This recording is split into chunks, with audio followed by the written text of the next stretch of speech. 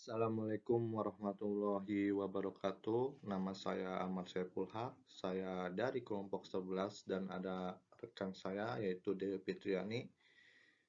Eh, yang saya presentasikan itu ada di mata kuliah Perencanaan Pembelajaran Sekolah Dasar.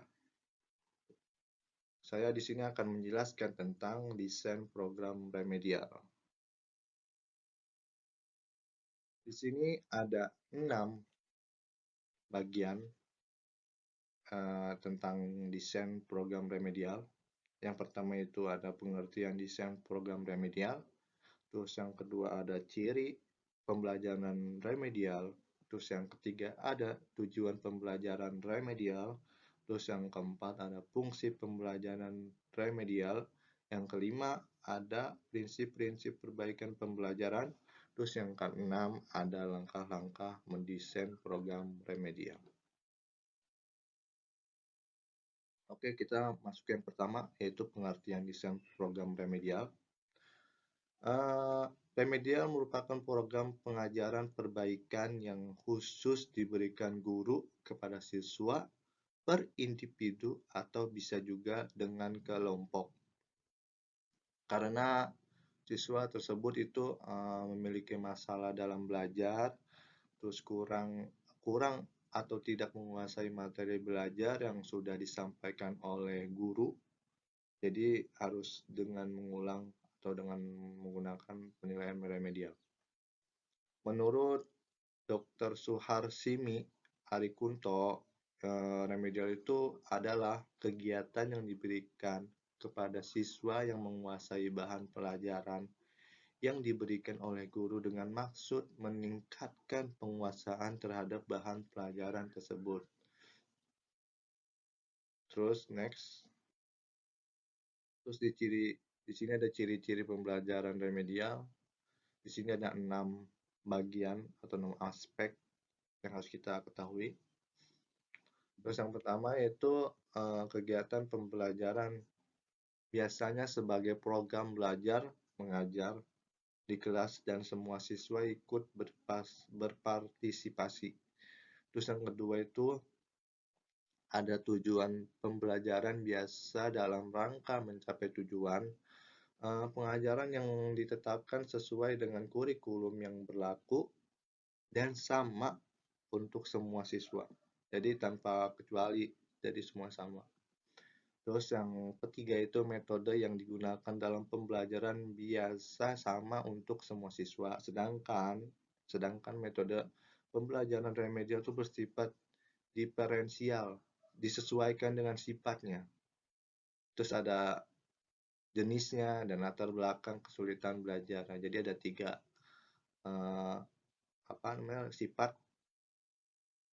Terus yang keempat itu ada pembelajaran biasa dilaksanakan oleh guru kelas atau guru bidang studi, sedangkan pembelajaran remedial dilaksanakan melalui kerjasama berbagai pihak, ada guru pembimbing, konselor, dan sebagainya.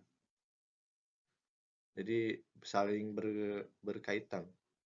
Terus yang kelima, pendekatan dan teknik pembelajaran remedial disesuaikan dengan kesulitan belajar yang dihadapi oleh siswa itu tersebut. Terus yang keenam itu atau yang terakhir itu alat dan evaluasi yang digunakan dalam pembelajaran remedial disesuaikan itu dengan kesulitan belajar yang dihadapi oleh siswa tersebut yang terkena remedial dalam satu pelajaran itu. Terus di sini ada tujuan pembelajaran remedial. Tujuan pembelajaran remedial itu sama, ada 6 bagian. Yang pertama atau yang A itu siswa memahami dirinya khususnya yang menyangkut prestasi belajar yang meliputi kelebihan dan kelemahan, jenis dan sifat kesulitan yang dihadapi. Terus yang kedua, siswa dapat mengubah atau memperbaiki cara belajar ke arah yang lebih baik sesuai dengan kesulitan belajar yang dihadapi. Terus yang ketiga atau yang C, siswa dapat mengatasi hambatan belajar yang menjadi latar belakang kesulitannya. Terus yang keempat,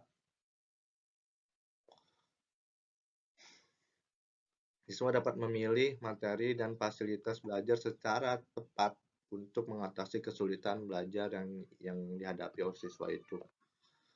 Yang keenam, yang kelima, siswa dapat mengembangkan sifat dan kebiasaan baru yang mendorong tercapainya prestasi belajar yang lebih baik. Jadi kayak mendorong siswa itu untuk menjadi lebih baik. Terus yang keenam atau yang terakhir itu siswa dapat mengerjakan tugas lebih baik dan lebih konsep. Terus di sini ada fungsi pembelajaran remedial, sama di sini ada 6. Yang pertama atau yang A itu mempercayai cara belajar siswa dan cara mengajar guru, atau disebut dalam dengan fungsi korektif. Terus yang kedua itu ada meningkatkan pemahaman guru dan siswa terhadap kelebihan dan kekurangan dirinya, atau disebut juga fungsi pemahaman. Terus yang ketiga atau yang C, menyesuaikan pembelajaran dengan karakteristik siswa, atau disebut juga fungsi penyesuaian. Terus yang keempat itu ada mempercepat penguasaan siswa terhadap materi pembelajaran, atau fungsi akselerasi. Terus yang kelima ada memperkaya pemahaman siswa tentang materi pembelajaran atau fungsi pengayaan.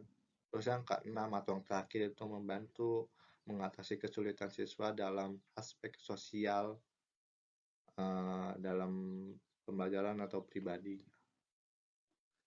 Cukup sekian dari saya, nanti akan dilanjutkan oleh rekan saya yaitu Dewi Fitriani. Silahkan. Selanjutnya yaitu ada prinsip-prinsip perbaikan pembelajaran, dibagi menjadi beberapa macam. Yang pertama itu ada adaptasi.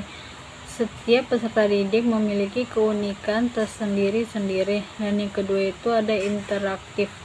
Pembelajaran perbaikan, remedial teaching, hendaknya memungkinkan siswa untuk secara intensif berinteraksi dengan pendidik dan sumber yang tersedia. Dan yang ketiga itu ada fleksibilitas dalam metode pembelajaran dan penilaian, sejalan dengan sifat keunikan dan kesulitan belajar siswa yang berbeda-beda. Dan yang keempat itu pemberian umpan balik. Segera mungkin umpan balik berupa informasi yang diberikan kepada siswa mengenai kemajuan belajarnya perlu diberikan segera mungkin. Dan yang kelima itu ada kesinambungan dan ketersediaan dalam pemberian pelayanan program pembelajaran reguler dengan pembelajaran. Dan berikutnya itu ada beberapa hal yang harus diperhatikan dalam pelaksanaan remedial. Yang pertama itu ada analisis indikator mana yang belum mencapai ketuntasan belajar. Dan yang kedua itu perencanaan program mencakup waktu pelaksanaan dan ruangan yang akan digunakan. Dan yang ketiga itu pemberian tugas singkat dengan memperhatikan waktu penyelesaian tugas.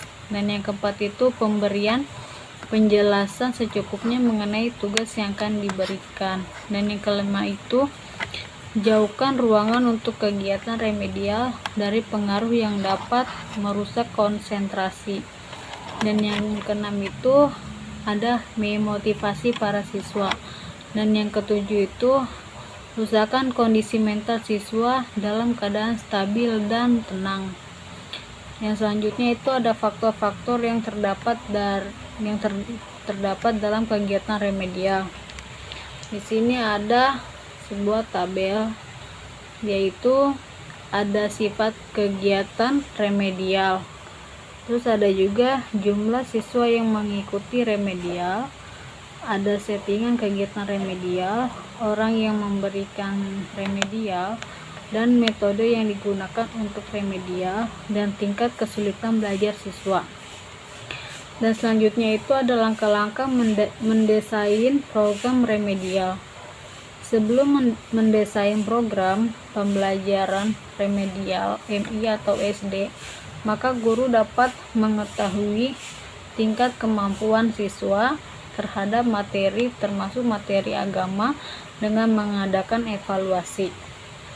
Berdasarkan hasil evaluasi tersebut maupun dari proses kegiatan pembelajaran agama berlangsung, bila mana guru mengetahui dan menemukan permasalahan atau kesulitan siswa terhadap pemahaman materi agama yang diberikan, maka guru perlu mengadakan program perbaikan pembelajaran dan pengajaran yang dikenal dengan istilah remedial teaching.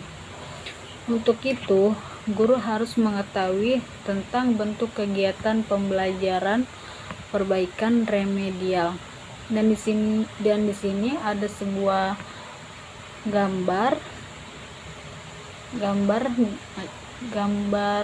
contoh program remedial. Contohnya seperti ini yang ada di tabel. Dan selanjutnya, terima kasih atas waktunya dari kami kelompok 11. Mohon maaf bila ada kesalahan dan kata-kata. Assalamualaikum warahmatullahi wabarakatuh.